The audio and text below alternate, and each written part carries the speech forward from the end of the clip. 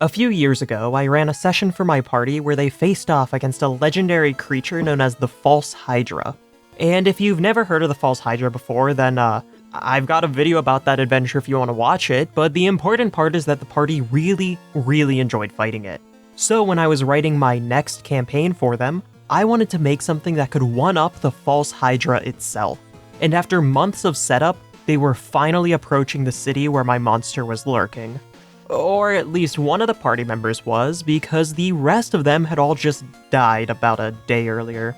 Throughout the campaign, I'd been slowly building up to the reveal of this monster, with some of the more notable moments being when the party first arrived on the island. One of them had a vivid nightmare of being hunted by something in the dark woods, until he eventually found a map covered in bloody scrawls of the same word repeated over and over again. Lies, lies, lies. Later, once the party had finally bought their own map, the top right corner of the island was completely blank other than the phrase extremely dangerous, avoid at all costs. Around this time, the party started getting mysterious warnings about something known as the Thought Contagion. However, this all changed about halfway through their adventures, when suddenly the warning was gone and their map was showing a new city in the middle of the previously empty zone, the city of New Ashton. Because of all of those things, the party had agreed to absolutely never, ever go to New Ashton. However, in the most recent session, the main antagonist had killed almost the entire party, and only one player character had survived the encounter. So now Jay Scarfeathers, the Tengu swashbuckler, was fleeing through the dark woods towards New Ashton, so he could lay low for a bit and figure out his next course of action. Or at least that was the plan, but based on what I've been talking about so far in this video, I feel like we all know that this plan didn't exactly work out. While he was traveling along the road, he ran into two people who he quickly learned were actually from New Ashton itself. There was Bob, the elven wizard, and Walter, the halfling ranger. Just like all good adventuring parties do, they immediately traveled over to the tavern in New Ashton and started making plans. There's something strange going on in this town. Yeah, that's actually what I was gonna ask about. There's something weird here where it doesn't show up on the map sometimes, and sometimes people don't even believe it exists, you know? Oh, no, I was about to say that I'm pretty sure the bowling league is not actually playing by regulation rules. What? You know how bowling lanes are supposed to have an oil ratio of 4-1? Well, I'm pretty sure they've got a ratio of 5-1 when they're doing their competitions. I'm not entirely sure that that's really related to— Oh, you're talking about the one cult trying to destroy the town. Yeah, they're pretty bad too, I guess. Jay was then told about a cult that had been trying to destroy the city, and not just destroy it, but remove it from time itself, making everyone forget it had ever existed. After their conversation, the party went over to the bartender and bought their room for the night. The cost for a one-person room is a three-person room is 6 silver pieces. That night, Jay had a dream where he was back in a city from earlier in the campaign, but it looked wrong. The streets were completely empty, and he felt like he was being watched. He fled through the streets, trying to escape from whatever presence was following him, until he arrived in the town square. Appearing out of the shadows were his old party members, Edith, Gang, Tenebris, and Porkins. They were all repeating in unison one phrase again and again and again. None of this is real. It kept getting louder and louder and louder until Jay suddenly woke up in a cold sweat.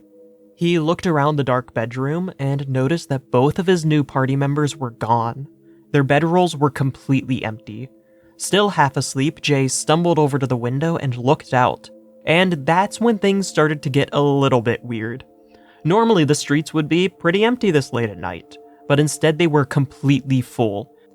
The dark city was completely filled with humanoid statues, and every single one of them was looking in the same direction, towards the center of the city, where a massive crooked clock tower reached high above every other building.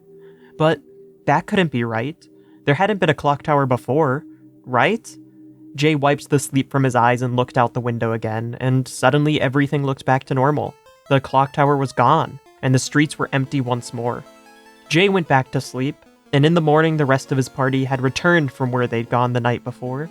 After a brief conversation, Walter claimed that they had been scouting out where the first cult outpost would be. "Walt, I don't know, man. You've been seeming sus lately." However, it turned out Walter and Bob actually had managed to find a cult outpost the night before, and the party quickly ventured out and attacked it together.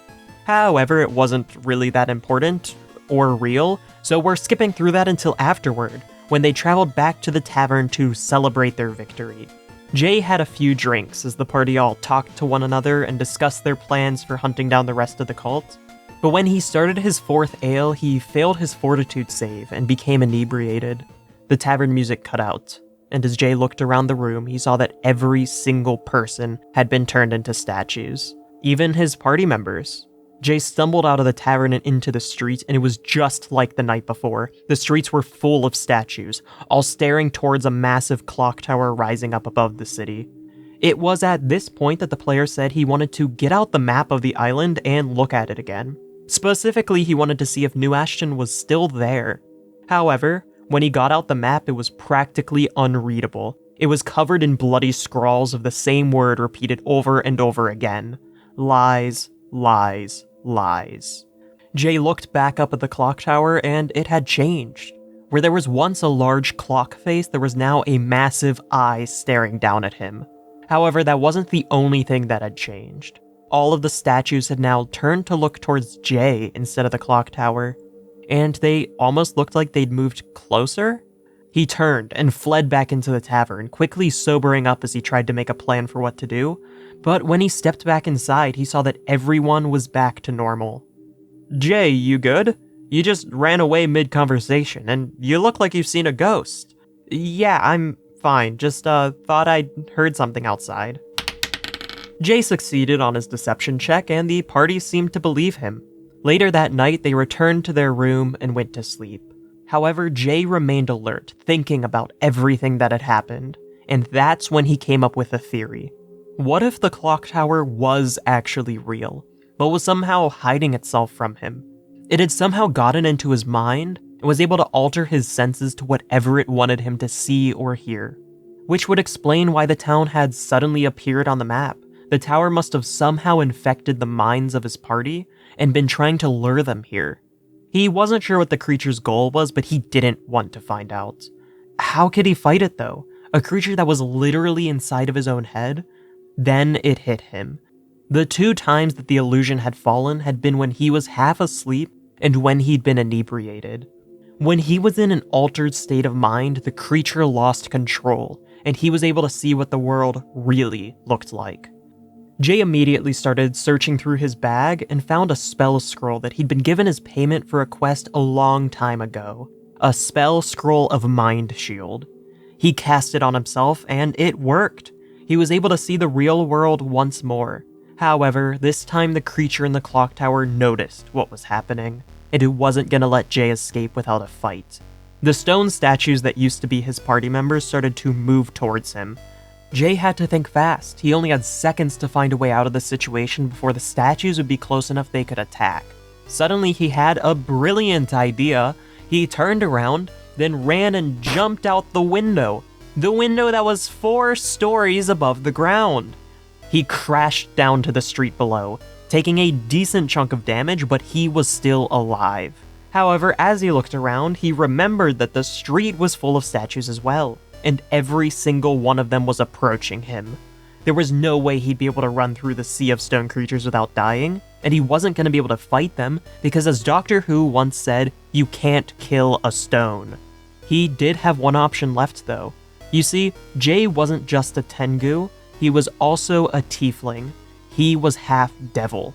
A blood-red pentagram appeared on the ground around him as he called upon his devilish heritage, and suddenly he went invisible. Since he had both Mind Shield and invisibility on him, the statues in the clock tower couldn't find him. He managed to sneak out of the city and flee into the night. By the time the morning rose, he'd left the forest and made his way towards the closest city that wasn't New Ashton. However, when he arrived, he learned that even though he'd only been inside of the woods for 3 days, 3 weeks had passed for the outside world. Most of the continent now thought he was dead, which was perfect for him. because he began to work on a plot to get revenge on the person who had killed his party. As he began to scheme and plan, he had no idea that he was less than a week away from causing the apocalypse. However, that's gonna have to wait until next episode, so don't forget to subscribe so you don't miss that when it gets uploaded, and if you're interested in what happened leading up to this episode, then I'll put a link in the doobly-doo to the entire playlist. Either way, I'll see you in the next video.